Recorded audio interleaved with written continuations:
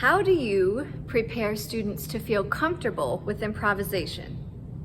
My name is Duffy. I'm an associate professor of dance at Texas Tech University, and I'm also the artistic director and co-founder of Flatlands Dance Theater, a nonprofit contemporary company also located here in Lubbock, Texas.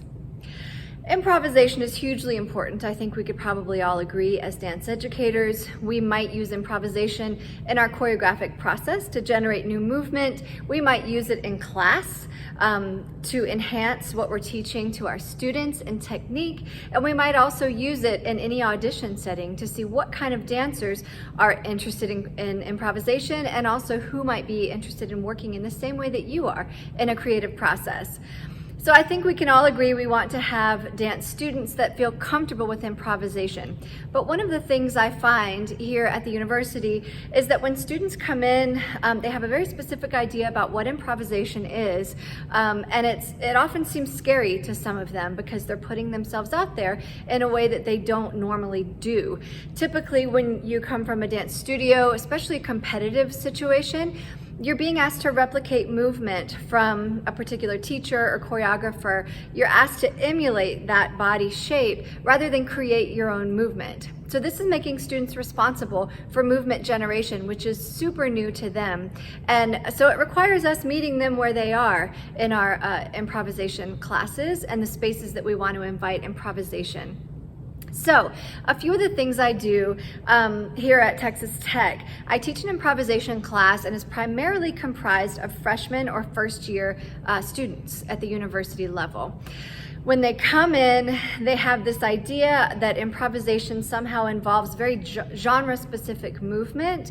At this university, we have a lot of people who come in with strong ballet backgrounds and strong jazz backgrounds. And so they're often comfortable improvising in those genres. So what I do is kind of mix it up at the very beginning of the semester. When they walk into the room on day one, I just have them start to walk around the space.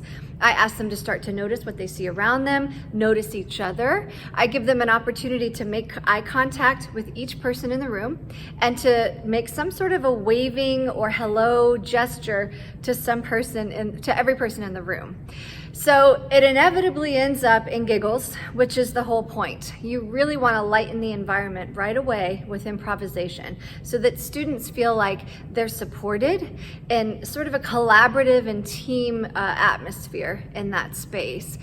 So I feel like that does lighten the mood right away, just to have them simply doing pedestrian movements like walking and running, crawling, rolling on the floor, things like that. Then I'll introduce exercises that involve a little bit more abstract thought. So we look at environmental images, for example. I'll ask them to walk as if they are walking across a ship that's rocking on a tumultuous ocean. I might ask them to trudge through the mud. What is it like to trudge through the mud?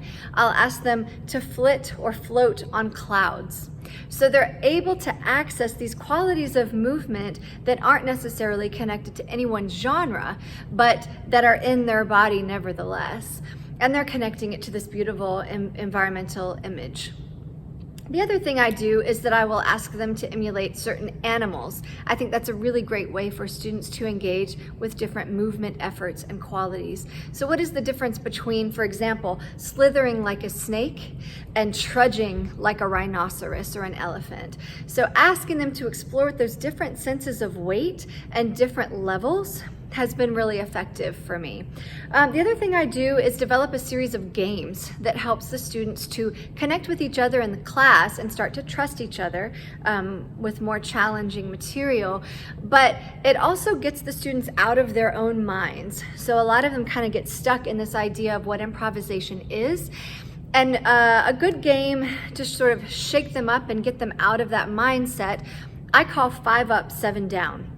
And you can do this with any number of students in the class, but typically I have about between 20 and 25 students in my improvisation class.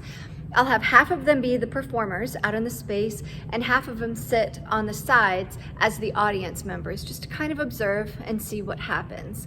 Then the prompt is that 5 people have to be down and 7 people have to be up, or you might say 5 up, 7 down, whatever situation you want to set up for your students. The reason this gets them out of their own brains is because they have to be watching each other while they're moving and make sure 5 people are up or 7 people are down or whatever the task is. And this really, I found, has helped them get out of that mode of, oh, all my improvisation has to be in classical ballet, codified genre, or jazz, or whatever your students love to come back to as like their favorite place to dance. So that's a good example of a game that really helps. Another one that gets them laughing a lot is a telephone game. So it acts the same way as you would sort of, saying something to the next person in line next to you. But instead of saying something, you're moving through a little movement gesture. So of course, the first person in line will create the movement that's then passed down through the whole line. And then by the end, you come together, first person and last person, and they perform the movement, which is inevitably completely different. It is really fun to explore this way. I find all of these super helpful. It's always great to go back to viewpoints and Laban movement efforts.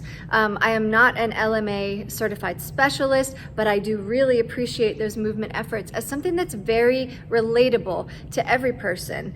And this is not just people in dance. So if you find yourself teaching people in theater or music or art or people in the community, I think these are great tools to use to shake people out of the idea that improvisation is scary and to get them jumping in and engaged and excited about what improvisation can offer them. I hope this has been helpful to you, and I invite you to comment below about what strategies you use to help your students engage with improvisation in the dance class or in rehearsals or auditions. Thanks so much. Bye.